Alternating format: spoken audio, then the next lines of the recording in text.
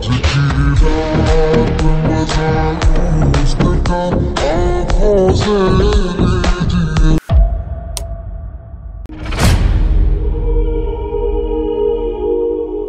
Hello everyone, welcome to the world of story. फिर से मैं आप लोगों के सामने एक और नया रियल सुपरनेचुरल एक्सपीरियंस लेकर। कुलधारा एक ऐसी जगह जहां पर अलग अलग लोगों को अलग अलग एक्सपीरियंस होते हैं। कुछ लोग रास्तों में भटक जाते हैं तो कुछ लोग एक लूप के अंदर फंस जाते हैं।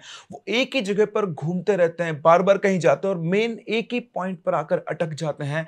वहां से बहुत देर तक बाहर नहीं निकल पाते हैं जब तक कि वो लूप अपने आप ब्रेक नहीं होता है। कुछ लोग जो कुलधारा पहुंचे हैं उनको हेलुसिनेशंस होते हैं और उनको अपने परिवार के वो लोग दिखाई देते हैं जो अब इस दुनिया में नहीं है। लेकिन कुछ लोगों को कुलधारा मिलते हैं वो लोग जिनके बारे में कभी उन्होंने जिंदगी में भी नहीं सोचा होगा। और कुछ ऐसा ही हुआ हमारे आज के इस इंसिडेंट में शौमिक के साथ, जो अपने फिल्म क्रू के साथ कुलधारा में गए थे एक मूवी का शूट करने। हमारी आज की ये कहानी हमारे साथ शेयर की है साग्निक ने, साग्निक बोस, जो कि वेस्ट बंगाल से बिलोंग करते हैं। और ये जो भी कुछ इंसिडेंट हुआ वो उनके बड़े भाई के साथ फर्स्ट हैंड एक्सपीरियंस है। कहानी में आगे बढ़े उससे पहले अगर आपके पास वैसे कोई रियल सुपरनेचुरल एक्सपीरियंस है तो आप हमारे साथ हमारी इन दी गई आईडीज पर शेयर कर सकते हैं, या फिर आप हमारे व्हाट्सएप नंबर पर भी हमसे अपनी स्टोरीज को शेयर कर सकते हैं। उसी के साथ साथ अगर आप चैनल पर नए हैं तो हमारे चैनल को सब्सक्राइब जरूर करें, क्योंकि हम आपके लिए बहुत ही इंटरेस्टिंग, यूनिक और रियल लाइफ हॉरर स्टोरीज जिनको सुनकर आपको मजा आ जाता है। और अगर आपको ये मजा आ रहा है तो ये मजा मैं पूरे हिंदुस्तान को देना चाहता हूं, और उसके लिए आपको इस वीडियो को लाइक जरूर करना होगा। और हाँ, कई हमारे साथ जो स्टूडेंट्स कनेक्टेड है जेईई नीट की तैयारी करें, अगर आपको केमिस्ट्री में कहीं पर कोई भी प्रॉब्लम आ रही है तो आप मेरे दूसरे चैनल को चेकआउट कर सकते हैं, जहां पर मैं आपके लिए बहुत ही अमेजिंग केमिस्ट्री कंटेंट डालता हूं। अगर आपको लगता है केमिस्ट्री आपको याद करनी होती है तो एक बार इस चैनल पर जाएं, आप देखें, आपका मिथ दूर हो जाएगा। चलिए भाई, प्रमोशन बहुत हो गया, अब चलते हैं कहानी पर। तो ये कहानी है शौमिक की। शौमिक अपने फिल्म क्रू मेंबर्स के साथ, करीबन 30 लोगों का इनका क्रू था। ये बंगाली फिल्म इंडस्ट्री में काम करते हैं और इनका एक शूट था जिसके लिए लोकेशन प्रोड्यूसर ने डिसाइड की थी कुलधरा। यह कुलधरा का नाम आप सभी लोगों ने सुना होगा। कुलधरा एशिया की मोस्ट हॉन्टेड जगहों में से एक है। ये एक श्रापित गांव है।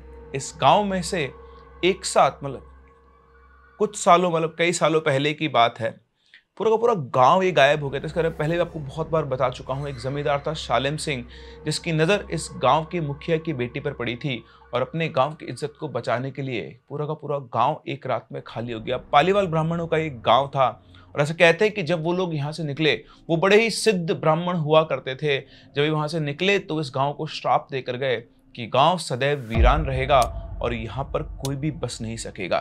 लेकिन ये ध्यान रखें, जहाँ वीराना होता है, जहाँ कोई नहीं बस सकता, वहाँ पर बस सकती हैं ये नेगेटिव एंटिटीज, जिनका आए दिन कभी ना कभी किसी न किसी के साथ सामना होता रहता है जब वो पहुँचते हैं कुलधरा विलेज। तो इनका पूरा क्रू पहुँचता है कुलधरा। लोकेशन सेट होती है, परमिशन मिलती है एडमिनिस्ट्रेशन से, लेकिन एडमिनिस्ट्रेशन का साफ वहाँ पर कंसेंट था। उन्होंने साफ साफ ऑर्डर्स दिए हुए थे कि शाम को 5 बजे के बाद आप वहाँ पर कोई शूटिंग नहीं करोगे और सब लोगों को वहाँ से बाहर निकलना होगा। यही हुआ, इन लोगों ने पूरे ऑर्डर्स को फॉलो किया और सुबह जल्दी लोग पहुंच जाया करते थे और दिन भर वहीं पर शूट करते थे। आने जाने में ज़रा टाइम वेस्ट ना हो इसलिए इन्होंने कुलधरा से ही बिल्कुल क्लोजेस्ट, आप देखेंगे कि जो ये सड़क है इसको सम रोड बोलते हैं। सम बेसिकली पूरा रेगिस्तान वाला एरिया है। जैसलमेर से आप सम की तरफ जाते हैं तो एक लेफ्ट टर्न आता है कुलधरा विलेज के लिए। तो उस टर्न के आसपास ही बहुत सारे होटल्स अब खुल गए हैं और आप कुलधरा के बहुत क्लोज वहाँ पर रह सकते हो। तो ऐसा ही एक होटल इन लोगों के लिए अरेंज किया गया था, ताकि कुलधरा पहुँचने में मात्र गाड़ी से अगर आप जा रहे हैं तो 5 मिनट या 4 मिनट, और अगर पैदल चल रहे हैं तो 10 मिनट या 12 मिनट, इससे ज़्यादा टाइम नहीं लगता था। इस शूट को लेकर पूरा का पूरा क्रू एक्साइटेड भी था, क्योंकि पहली बार किसी हॉन्टेड लोकेशन पर जा रहे थे। सभी लोगों ने जगह हिस्ट्री खंगाली हुई थी और सभी लोग एक्सपेक्ट कर रहे थे कोई ना कोई तो इनके साथ ही कोई चिलिंग चीज़ होगी जिससे मज़ा आएगा लाइफ के अंदर। खैर ऐसा कुछ हुआ नहीं। 2 दिन इनका शूट चला और सब कुछ नॉर्मल ही चल रहा था। लेकिन पिछले 2 दिन से शौमिक एक चीज़ ऑब्जर्व कर रहा था। जब ये लोग शूट पर पहुंचते थे तो इनकी जो शूट की लोकेशन थी उससे थोड़ी दूर, मतलब करीबन आप मान लो 30-40 फीट या 50 फीट दूर, शौमिक को एक बूढ़ी औरत दिखाई देती थी। ये लोग जब पहुंचते तब वो बूढ़ी औरत वहां आके खड़ी हो जाती थी, और जब तक शूट खत्म नहीं होता था वो बूढ़ी औरत वहीं पर रहती थी।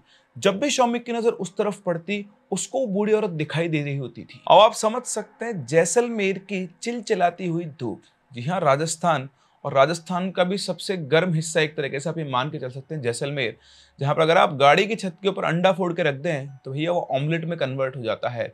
ऐसी चिलचिलाती धूप के अंदर दिन भर वो औरत वहां पर खड़ी रहती थी। पहले दिन जब उसने देखा तो उसने उसको इग्नोर किया, सोचा हो सकता है कोई गांव की औरत हो और पहली बार उसके सामने सब शूट वूट हो रहा हो तो सब देखने आ रही हो, एक एक्साइटमेंट रहता है ना। बूढ़े लोग जिन्होंने कभी कुछ देखा ही नहीं, शायद वो देखने आ जाती हो और वो इस चीज से घबराती हो कि लोग उसको आसपास फटकने नहीं देंगे, इसलिए वो वहां पर खड़ी होकर वो शूट देखती थी। खैर शौमिक ने ज्यादा दिमाग लगाया नहीं, वो अपना काम वाम खत्म करके सब लोग वापस गए होटल। अगले दिन वो वापस से शूट पर आए तो शौमिक की नजर फिर से वहां पड़ती है। वो औरत आज भी उसी स्पॉट पर खड़ी हुई थी। आज उसे देखकर थोड़ा शौमिक विचलित हुआ, क्या चक्कर है इसका। तो उसने दोस्त को बुलाया और कहा कि यार भाई देख, ये बूढ़ी औरत ना कल भी दिन भर यहीं पर खड़ी थी और आज भी जब मैं सुबह से अपने लोग आए हैं तब से लेकर यहाँ पे बिना कुछ खाए पिए खड़ी रहती है। पता नहीं यार कैसी औरत है ये। तो बोलता है भाई यार, ये बंगाल थोड़ी है, राजस्थान है, राजस्थान। इन्हें आदत है गर्मी झेलने की, यूज टू। भाई तू नहीं झेल सकता, लेकिन ये लोग का रोज का काम है। हो सकता है कोई जानवर वानवर चराने ये आती हो और इतने साल इतनी गर्मी झेल झेल के इनकी चमड़ी ना ऐसी हो गई कि इनको फर्क नहीं पड़ता। तू भाई अपने काम में ध्यान लगा। उसके दोस्त ने इस तरह से कहकर वो अपने काम में लग गया। लेकिन इधर शौमिक को अलग ही वाइब्स आ रही थी। वो बार बार जब भी वो शूट अपने उससे एक्ट से फ्री होता उधर देखता तो वो औरत भी उसी को, ऐसा लगता कि वो औरत भी उसी को देख रही है। उसे लगा कि उसे एक बार चलकर उस बूढ़ी औरत से बात करनी चाहिए और उसने डिसाइड किया कि अपना एक्ट खत्म करके उसको जो ब्रेक मिलेगा उस ब्रेक में जाकर वो उस बूढ़े से बात करेगा और ये पूछेगा कि आखिर वो दिन भर यहाँ पर क्या करती है। अपना सीन खत्म होने के बाद शौमिक आता है और वापस उस जगह पर देखता है तो इस बार उस जगह पर कोई भी नहीं था। वो उस जगह के बाद चारों तरफ देखता है तो उसे वो बूढ़ी औरत कहीं पर भी दिखाई नहीं दे रही थी। वो चौंक गया कि आखिर वो कहाँ चली गई। फिर वो वहां से निकलकर उस स्पॉट पर पहुंचा जहां पर वो बूढ़ी औरत खड़ी होती थी। वहां पर खड़े होकर भी उसने देखा, चारों तरफ इधर उधर चेक किया, लेकिन उस बूढ़ी औरत का कोई नामो निशान नहीं था। वो वहां से वापस जाने ही वाला था कि तभी उसकी नजर जमीन पर पड़े हुए एक पत्थर के छोटे से टुकड़े पर पड़ी। ये पत्थर का टुकड़ा वहां पड़े हुए बाकी पत्थरों से बिल्कुल अलग था। ये काला चमकदार पत्थर था और वैसा कोई भी पत्थर उधर आसपास नहीं पड़ा हुआ था। उसने उस पत्थर को उठाया और चारों तरफ देखा। वो बिल्कुल डिफरेंट पत्थर था, उसमें एक अलग ही चमक थी। और सिर्फ इतना ही नहीं, उसने उस पत्थर को जब अपने हाथ में लिया तो उसे उस पत्थर में से एक अलग ही वाइब आ रही थी, एक अलग ही एनर्जी फील हो रही थी, जैसे पत्थर कोई एनर्जाइज्ड पत्थर है, जैसे उस पत्थर के अंदर कोई जान हो। उसने अपनी लाइफ में पहली बार ऐसा कुछ एक्सपीरियंस किया था। वो पत्थर शौमिक को अपनी तरफ बहुत ज्यादा अट्रैक्ट कर रहा था।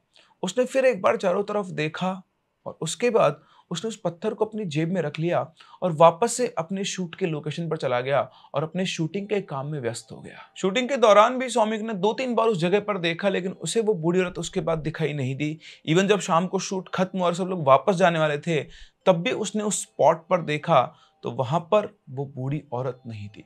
उसके बाद पूरे दिन उसको बूढ़ी औरत कहीं पर दिखाई नहीं दी। तो उसने सोचा कि हो सकता है कि वो वाकई में कोई आसपास के गांव की लेडी हो, शायद जानवर वगैरह चराने आई हो, और उसके बाद वो वहां से निकल गई हो। खैर शाम को आज इन सब का ड्रिंक्स वगैरह का प्लान था, तो होटल की छत के ऊपर जो रूफ टॉप होता है वहां पर इनके लिए अरेंजमेंट किया गया था। सभी लोग बैठकर बातचीत कर रहे थे, एंजॉय कर रहे थे, ड्रिंक्स वगैरह कर रहे थे। शौमिक भी 1-2 पैग डाउन था। तो अपने 2 पैग मारने के बाद शौमिक उठता है, अपनी सिगरेट निकालता है और थोड़ा साइड में जाकर अपने सिगरेट जलाता है। और जैसे वो 1-2 कश मारता है सिगरेट के, उसकी नजर होटल की बाउंड्री के वॉल के आगे पड़ती है। उस होटल की बाउंड्री के वॉल के आगे वही बुढ़िया खड़ी हुई थी और वो शौमिक को ही देख रही थी। उसको देखते शौमिक एकदम से घबरा गया कि ये औरत यहाँ पर कैसे आ गई। उसने पीछे मुड़ के अपने दोस्त को कहा, भाई जल्दी इधर आ, इधर आ। जैसे वो इधर आया उसने उसको दिखाने के लिए कुछ बोला, अचानक से वहां पर कोई भी नहीं था। उसका दोस्त बोलता है, हाँ भाई बोल क्या हुआ। अब वो क्या बोले उससे, तो उसने अपने दोस्त को देखा, थोड़ा परेशान से होते हुए बोलता है, अरे नहीं यार भाई, तुझसे ना कुछ मुझे पर्सनल बात करनी थी, इसलिए तुझे यहाँ पर बुलाया।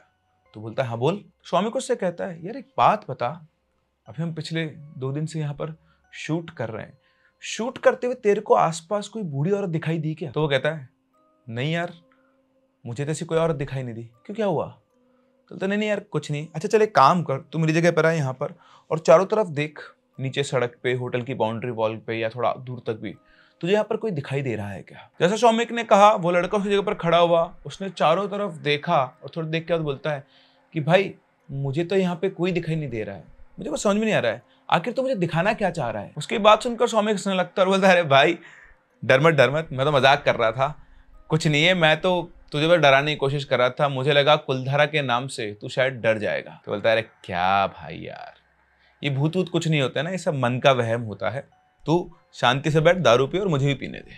इतना कह के वो वहां से चला जाता है। उसके जाने के बाद सौमिक सोचता है कि यार हो सकता है वो कुछ ज्यादा ही सोच रहा है उस लेडी के बारे में भी, और उसका दिमाग बहुत ज्यादा मैनिपुलेट कर रहा है। तो वो भी चीज को अपने दिमाग से निकालता है, अपने दोस्तों के साथ आकर बैठता है, अपने ड्रिंक्स वगैरह एंजॉय करता है। उसके बाद ये सब लोग डिनर लेते हैं और डिनर लेकर ये सब लोग सोने चले जाते हैं। अच्छा, होटल में इनके जो रूम थे वो शेयरिंग बेसिस पर थे, यानी एक एक रूम में दो दो लोग थे और सिंगल सिंगल बेड लगा हुआ था। जिस तरह सौमिक के रूम में भी उसका दोस्त था जिससे वो बात कर रहा था, उसको बुलाकर साइड में। तो ये लोग सोने चले गए।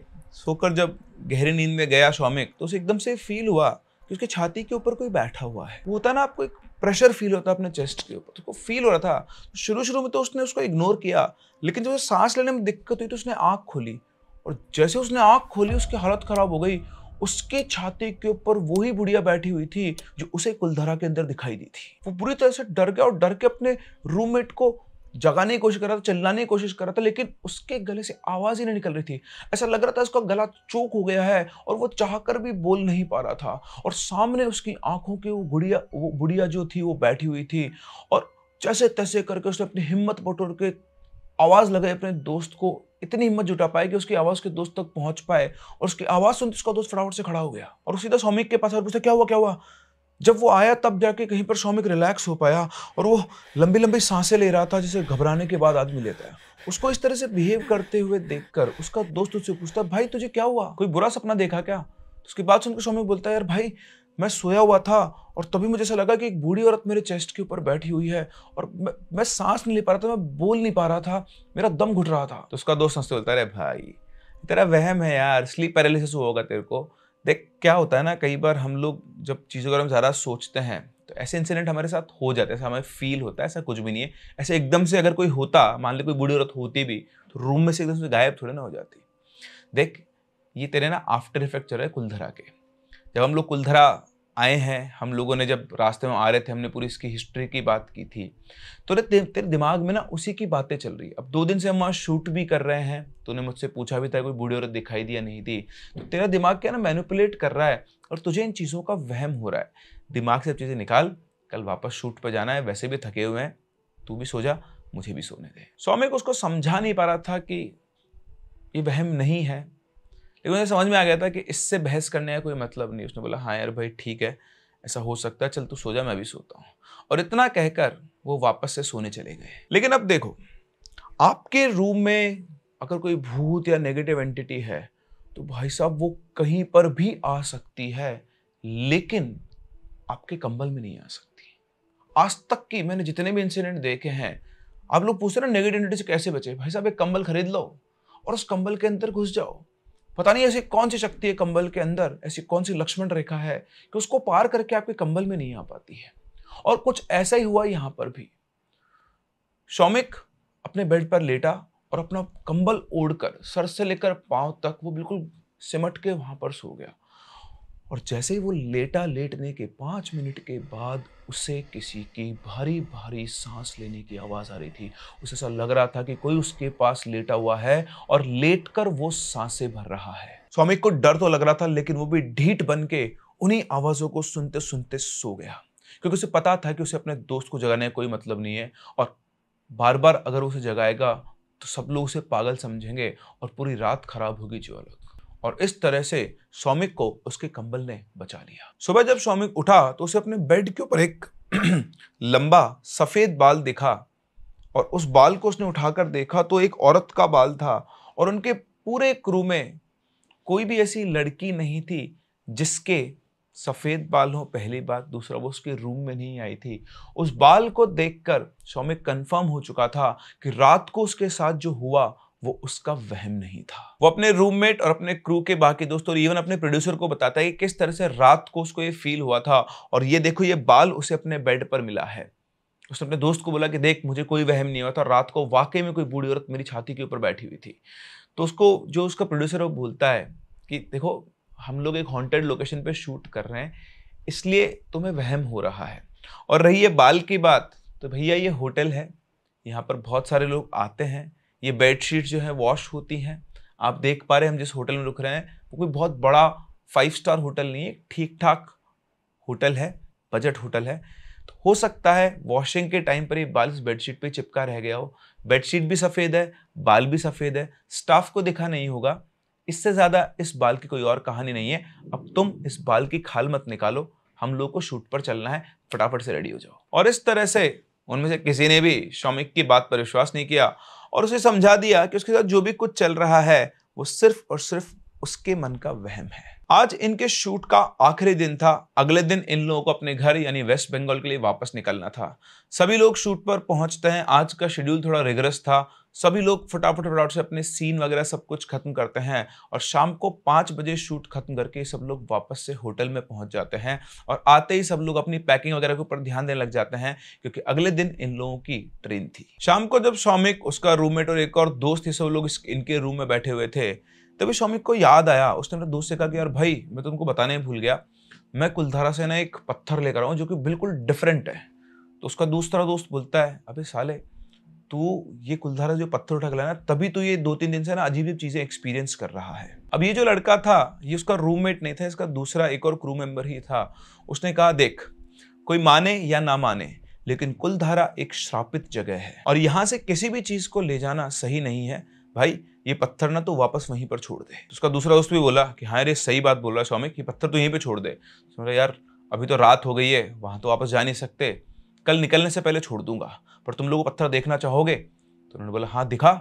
तो शौमिक ने अपने बैग में हाथ डाला और जैसे उसने वो पत्थर निकाला, उनके रूम की जो लाइट जल रही थी, पत्थर बैग से बाहर आते ही उस रूम की लाइट्स फ्लिकर करने लगी और विदिन सेकेंड्स वो लाइट फ्लिकर करके बंद हो गई।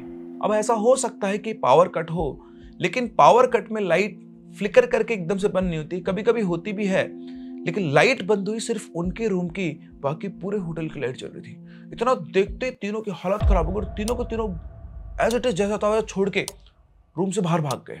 शौमिक ने वो पत्थर एज इट इज वापस बैग में डाल दिया और वो तीनों के तीनों रूम से बाहर आ गए और वो तीनों के तीनों बुरी तरह घबरा गए थे। उन्होंने आगे देखा तो सबकी लाइट जल रही थी, सिर्फ उनके रूम की ही लाइट बंद हुई थी और जैसे वो बाहर आए उनकी रूम की लाइट वापस से ऑन हो गई। उसके बाद शौमिक और उसके दोस्तों के रूम में वापस जाने की हिम्मत नहीं हुई। उन्होंने डिसाइड किया कि हम आज इस रूम में रहेंगे नहीं और उनके जो बाकी दोस्त थे ये उनके रूम्स के अंदर जाकर सेटल हो गए। रात को जब सब गहरी नींद में सोए हुए होते हैं तो शौमिक को एक सपना आता है और उस सपने में उसको वही बूढ़ी औरत अपने सामने खड़ी हुई दिखाई देती है। शौमिक उसको देखकर पूछता है कि तुम कौन हो और तुम मुझसे क्या चाहती हो? तुम मुझे बार बार दिखाई क्यों दे रही हो? उसकी बात सुनकर वो बूढ़ी औरत मुस्कुराती है और बोलती है मारो नाम केसर से, मैं अठे ही रहूं सू जो मारो घर है। मतलब उसने कहा कि मेरा नाम केसर है, मैं यही रहती हूं और ये मेरा घर है। अब शौमिक को राजस्थानी भाषा तो नहीं आती थी, लेकिन उसे उसकी बात टूटी फूटी समझ में आ गई थी। उसने उससे पूछा लेकिन तुम मुझसे क्या चाहती हो? तो औरत बोलती है तू मने काई देसी, मैं तो अठे ही घूमती रहूं सू और सारा लोग ना देखती रहूं सू। तने जब मैं देखियो तो मैंने समझ में आयो कि तू भी मैंने देख सके से। अरे सो पहले कोई भी मैंने देख लियो छो तो मार सो डर पर भाग जाओ छो, पण तू कौन भाग्यो और मैंने ढूंढतो हो तुम्हारे कन्ना आ गयो छोरा, तने डर कौन लाग्यो मारे सू। यहाँ पर वो लेडी शौमिक से कहती है कि मैं तो यहीं घूमती रहती हूँ और लोगों को देखते रहती हूँ। जब मैंने तुझे देखा तो मुझे लगा कि तू भी मुझे देख सकता है और जनरली लोग जब मुझे देखते हैं तो मुझे देखकर भाग जाते हैं, लेकिन तू मुझे ढूंढने वहां पर आ गया, तुझे मुझसे डर नहीं लगा? तो शौमिक उसकी तरफ देखते बोलता है इसका मतलब जो मैं सोच रहा हूं बिल्कुल सही है, तुम मेरा वहम नहीं हो, तुम वाकई में हो और तुम मेरे सिवा किसी और को दिखाई नहीं देती हो। तुम्हारी सच्चाई क्या है? वो बूढ़ी औरत हंसते हुए बोली चाल तने दिखाऊं, वहम और सच्चाई में कत्तो फर्क हो गए है। और इतना कहकर वो बूढ़ी औरत चलने लगी और शौमिक भी उसके पीछे पीछे चलने लगा। पता नहीं ऐसा कौन सा फोर्स था जो शौमिक को उस बूढ़ी औरत के पीछे खींचे जा रहा था। थोड़ी देर के बाद शौमिक का जो दोस्त था, जिसका रूम पार्टनर भी था, वो उठता है और देखता है कि शौमिक बेड पर नहीं था। तो उसको बेड पर नहीं देखकर वो उसे वॉशरूम के अंदर ढूंढता है, वो वहां पर भी नहीं था। चारों तरफ ढूंढने के बाद वो अपने बाकी सारे दोस्तों को जगाता है जो उस रूम के अंदर सोए हुए थे, क्योंकि शाम के इंसिडेंट के बाद से ही वो शौमिक को लेकर थोड़ा सा परेशान था। वो सारे मिलकर उसे उस पहले वाले रूम में ढूंढने जाते हैं जहां पर शौमिक और उसका एक दोस्त रहते थे। वहां पर भी वो नहीं था। उसके बाद उसे पूरे होटल के अंदर छानते हैं, वहां भी उन्हें वो कहीं दिखाई नहीं देता है। इसके बाद वो होटल से बाहर निकलते हैं और होटल के बाहर जो गार्ड बैठा हुआ था वो उससे पूछते हैं, तो वो बताता है कि एक लड़का थोड़ी देर पहले इस तरफ गया है सिगरेट पीते हुए, और वो शायद किसी से फोन पे बात कर रहा था। मैंने उसे आवाज भी लगाई थी, उसने कान में ढूंसे लगाए हुए थे। उसके बाद सुनकर वो समझ गए कि वो ईयरबड्स की बात कर रहे हैं, इसलिए शायद शौमिक ने इस गार्ड की आवाज नहीं सुनी। ये सभी लोग उस सड़क की तरफ चलना शुरू करते हैं और दौड़ते दौड़ते आगे पहुंचते हैं, तो इन्हें आगे शौमिक चलता हुआ दिखाई देता है सिगरेट पीते हुए। शौमिक को देखते ही ये उसको बहुत तेज तेज आवाज लगाते हैं, लेकिन शौमिक इनकी आवाज सुन नहीं रहा था। शायद उस अपने कान में वो ढूसे यानी ईयरबड्स लगाए हुए थे, जिनकी वजह से इनकी आवाज उस तक नहीं पहुंच रही थी, या फिर शायद शौमिक तक इनकी आवाज पहुंचने नहीं दी जा रही थी। उन सब ने और तेज दौड़ना शुरू किया और कुछ ही सेकंड्स के अंदर वो शौमिक के पास में थे। शौमिक के पास पहुंचकर उन्होंने देखा तो देखकर शॉक्ड रह गए। शौमिक चले जा रहा था और शौमिक जा रहा था कुलधारा की तरफ। जिस सड़क पर था वो कुलधारा गांव में जाती थी, और अब कुलधारा गांव वहां से मात्र 3 से 4 मिनट की दूरी पर और बचा होगा, क्योंकि उसकी बाउंड्री वॉल्स वहां से क्लियरली दिख रही थी। और सबसे ज्यादा शॉकिंग बात थी, वो शौमिक की जो दोनों आंखें थी पुतलियां वो ऊपर चढ़ी हुई थी, बिल्कुल वाइट उसकी आंखें दिख रही थी। उसे देखकर एक बार तो लोग घबरा गए। उन्होंने जैसे शौमिक को हाथ लगाया, शौमिक एकदम से जैसे किसी नींद से जागा हो। जागते उसने चारों तरफ देखा और वो कुछ लगा, वो खुद शॉक में था कि वो कहाँ गया है। उसके चारों तरफ सिर्फ अंधेरा था, उसके दोस्त खड़े हुए थे और वो एक सड़क पे खड़ा हुआ था। वो घबराते हुए पूछता, मैं यहाँ कैसे आ गया? तो उसके दोस्त बोलते हैं, अबे साले यही तो हम तुझसे पूछ रहे हैं कि तू यहाँ कैसे आ गया, तू यहाँ क्या कर रहा है, तू जा कहाँ रहा है? शौमिक बोलता है, मैं तो सो रहा था। और वो बूढ़ी औरत इतना कहते वो चारों तरफ देखने लगता है और फिर बोलता है, बूढ़ी औरत मुझे सपने में यहाँ लेकर आई थी। वो शिट। उसने अपने सिर पे हाथ रखते हुए बोला, इसका मतलब मैं सपना नहीं देख रहा था, मैं नींदों में चल रहा था, वो बूढ़ी औरत मुझे यहाँ पर लेकर आई है। उसके दोस्तों ने कहा, भाई तूने बूढ़ी औरत का बहुत ज्यादा लोड ले लिया है, अभी तू होटल चल, वहां चल के बात करते हैं। वो उसे होटल लेकर जाते हैं, वहां ले जाकर समझाते हैं, संभालते हैं। और इस चीज का किसी ने भी बहुत ज्यादा लोड नहीं लिया, क्योंकि कल सुबह सभी लोगों को वापस अपने घर कोलकाता के लिए निकलना था और इनको क्लियर था कि यहाँ से जाने के बाद शौमिक के दिमाग से इस चीज का भूत निकल जाएगा। अगली मॉर्निंग पूरे क्रू ने होटल से चेकआउट किया और स्टेशन पहुंचकर अपनी ट्रेन बोर्ड कर ली। सभी लोगों के कंफर्म टिकट्स थे, सभी लोग अपनी अपनी जगह पर जाकर बैठ गए थे। और जैसा कि आप समझते हैं पूरा ग्रुप को कभी भी एक साथ टिकट्स नहीं मिलते हैं, तो सबके अलग अलग कोचेस में टिकट्स थे। सबने डिसाइड किया कि पहले सेटल होते हैं, फिर कोशिश करेंगे कि सब लोग एक ही जगह पर इकट्ठे हो जाएं, बाकी जो पैसेंजर्स होते हैं उनसे सीट ट्रांसफर करके। ट्रेन चलती है और ट्रेन चलने के बाद थोड़ी देर बाद टीटी आता है शौमिक के कोच के अंदर। शौमिक और उसका जो पार्टनर था उन दोनों का टिकट साथ में ही हुआ था। वो टीटी आता है, लिस्ट वगैरह चेक करता है, अपना नाम बताते हैं सीट पर बैठे हुए, तो बोलता है कि आप लोगों का नाम लिस्ट में नहीं है। तो बोलते हैं, सर कैसी बात कर रहे हैं, क्या मजाक कर रहे हैं, हमारा टिकट तो बहुत टाइम से कंफर्म्ड है और हमारे तो पूरा क्रू है, उसका सबका टिकट एक साथ हुआ है। बोलता है, वो मुझे नहीं पता, ये देखो ये रही मेरे पास लिस्ट, इस सीट पर आपका नाम नहीं है, आप अपना कोच चेक करो। उन्होंने कोच चेक किया, कोच वही था, सीट नंबर उनके टिकट में वही था, और टीटी के पास जो लिस्ट थी उसमें उसका नाम नहीं था। तो उन्होंने बोला, सर ये देखो हमारे पास टिकट है फ़ोन के अंदर। तो बोलता है, ऐसे फर्जी टिकट मैं आपको 2 मिनट बना के दे सकता हूँ, ज़्यादा समझदार बनने की जरूरत नहीं है, चलो निकलो। वो उन लोगों को ले जाकर गेट पे खड़ा कर देता है और जैसे अगला स्टेशन आता है वो धक्के मारकर उन दोनों को उस ट्रेन से बाहर निकाल देता है। ऐसा लग रहा था कि जैसे वो टीटी आया ही इन दोनों को बाहर निकालने के लिए है। कंफर्म टिकट होने के बावजूद भी ये लोग उस ट्रेन में सफर नहीं कर पाए। ट्रेन उस स्टेशन में मात्र 1 से 2 मिनट रुकी और इनको इतना भी मौका नहीं मिल पाया कि बाकी के लोगों को ये इन्फॉर्म कर सके, और इतनी देर में ट्रेन चल दी। ट्रेन चलने के बाद उन्होंने अपने प्रोड्यूसर को फोन किया, उसको सारी बात बताई। तो उसने कहा कि तुम लोग चिंता मत करो, एक काम करो, मैं तुम्हारे लिए कार अरेंज करवाता हूँ, तुम वापस से होटल जाओ और कल का तुम्हारा फ्लाइट का टिकट करवाता हूँ, जाके तुम वापस आ सको। अब ना चाहते हुए भी शौमिक और उसके दोस्त को वहीं पर रुकना पड़ा। उन लोगों का फ्लाइट का टिकट भी बुक हुआ अगले दिन की रात को 11 बजे, यानी इनको ऑलमोस्ट 1.5 दिन अब वापस से जैसलमेर में रुकना था। कार इनको लेने आई, दोनों के दोनों दोस्त वापस से होटल पहुंचे और अपने रूम में पहुंचने के बाद शौमिक ने अपने दोस्त से कहा कि भाई ये जो कुछ भी चल रहा है ना वो बूढ़ी औरत कर रही है। वरना तो खुद सोच, हमारे कंफर्म टिकट्स थे, किसी कंफर्म टिकट्स अगर हो तो उसका नाम लिस्ट में से गायब कैसे हो सकता है। वो औरत ये नहीं चाहती है कि हम लोग यहाँ से जाएं। उसकी बातें सुनकर उसका वो दोस्त भी इस बार सीरियस हुआ और उसने सोचा कि यार जो भी कुछ चल रहा है इसके मन का वहम तो नहीं है, वरना ऐसे कैसे हो सकता है कि कंफर्म टिकट कैंसिल हो जाए। उसने बोला ठीक है यार कुछ करते हैं। वो होटल के स्टाफ के पास जाता है और उनसे बातचीत करता है और एक पंडित जी को बुलवाता है। थोड़ी देर के बाद वो पंडित जी वहां पर आते हैं, शौमिक को देखते हैं और देखकर बोलते हैं भाटा कहाँ है? भाटा? क्या भाटा? शौमिक ने बोला अरे वो पत्थर जो तू कुलधारा से लेकर आया था वो कहाँ है? उसी की वजह से ये सब हो रहा है। पंडित जी की बात सुनते शौमिक की आंखें फटी की फटी रह गई। वो शॉक्ड था और उनको देख रहा था कि इस आदमी को कैसे पता कि मैं कुलधारा से पत्थर लेकर आया हूं। उसकी शक्ल देखकर वो पंडित जी बोले चौंक मत, तू जो पत्थर वहां से लेकर आया उस पत्थर की वजह से वो बूढ़ी औरत तेरे पीछे है, और जब तक ये पत्थर वापस अपनी जगह नहीं पहुंच जाता तू चाहे कुछ भी कर ले, तू यहां से नहीं जा सकता है। उनकी बात सुनकर शौमिक का वो दोस्त भागकर रूम में जाता है और वो बैग उठाकर लाता है जिसमें शौमिक ने उस दिन वो पत्थर रखा हुआ था।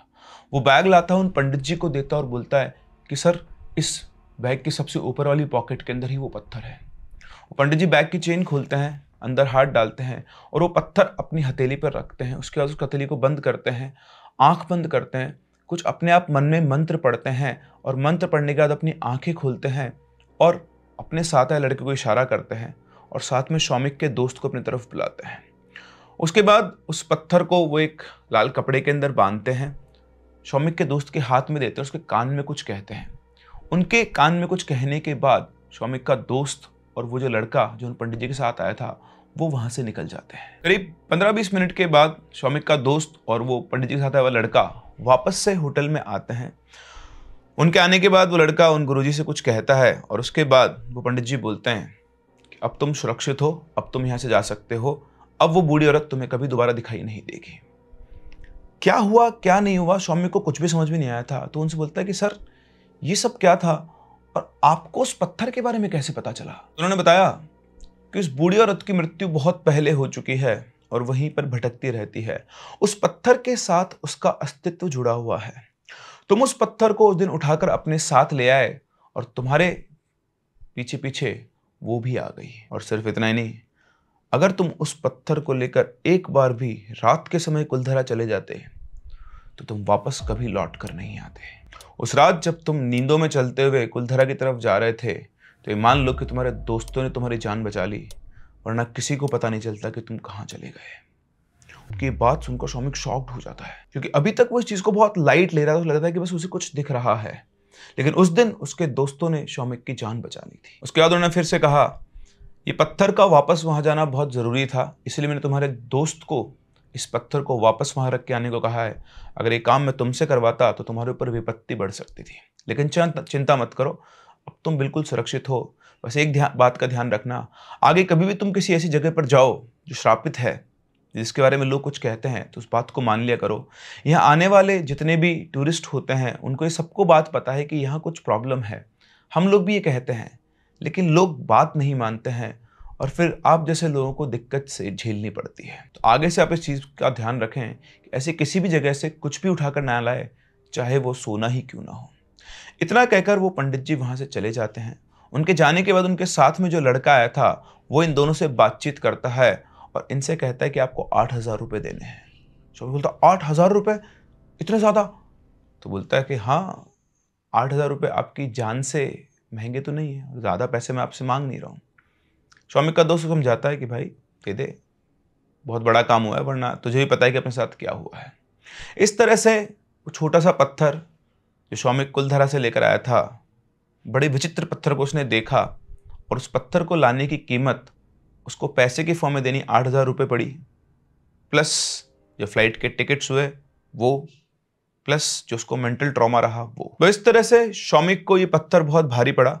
उसके बाद वो वापस कोलकाता लौटा और उसे कभी दोबारा वो औरत दिखाई नहीं दी। तो ये थी मिस्टीरियस कुलधारा की एक मिस्टीरियस कहानी। कुलधारा एक ऐसी जगह है जहां पर हर इंसान को सेम एक्सपीरियंस कभी नहीं होता है, हर किसी को वहां पर एक्सपीरियंस भी नहीं होता है। कुछ लोग कुछ सर्टन टाइम, कुछ सर्टन स्थिति में जब ग्रहों की होती है वहां पर जाकर इन हेलुसिनेशंस को या रियल में इन एंटिटी से इंटरेक्ट कर पाते हैं और उनको देख पाते हैं। और इसीलिए कहा जाता है कि जब भी कभी आप किसी भी कर्स्ड लोकेशन पर, किसी श्रापित जगह पर, किसी हॉन्टेड लोकेशन पर पहुंचे तो वहां से आपको कुछ भी लेकर नहीं आना चाहिए। वैसे एक क्वेश्चन मैं आप लोगों से पूछना चाहूंगा, कमेंट सेक्शन में जरूर जवाब देना कि अगर आप लोग कभी ऐसी जगह पर गए हुए हो और वहां पर आपको कोई सोने की चीज मिले, कोई रिंग, कोई कान में पहनने का या ऐसे सोने का एक टुकड़ा, तो आप उसे लेकर आएंगे या नहीं? मुझे अपने व्यूज कमेंट सेक्शन में जरूर बताएं। हम लोग मिलते हैं अपनी अगली कहानी में, तब तक के लिए keep loving and keep listening.